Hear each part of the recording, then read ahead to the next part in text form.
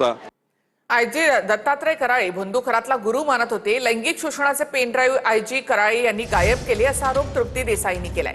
वाल्मिक कराड लपलेल्या दिंडोरीच्या आश्रमातील फुटेजही कराळेंनी गायब केलं असा आरोपही त्यांनी केला आहे. आयजी दत्तात्रय कराळे हे अशोक खरातला गुरु मानत होते आणि म्हणूनच ते वारंवार अशोक खरातला भेटायला जायचे.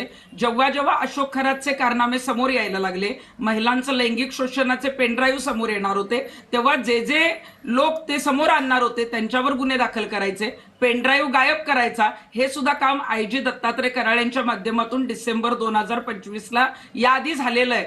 जेव्हा दिंडोरीच्या आश्रमामध्ये, अण्णा मोरेंच्या आश्रमामध्ये वाल्मिक कराड 2 दिवस मुक्कामाला होता, संपूर्ण महाराष्ट्र आणि पोलीस दल त्याला शोधत होतं. त्यावेळेला सुद्धा 2 दिवस तो जो मुक्कामाला होता, तेव्हा दिंडोरी आश्रमातले जे व्हिडिओ डिलीट करण्यात आले ते सुद्धा कुणी केले तर आयजी दत्तात्रय कराळेंनी केलेत. त्यामुळं या प्रकरणात खरातच्या तर चौकशी झालीच पाहिजे, कारण 18 कॉलचं तर रेकॉर्ड आलंय. आता अशोक खरात प्रकरणामध्ये दत्तात्रय कराळेंची चौकशी झाली पाहिजे.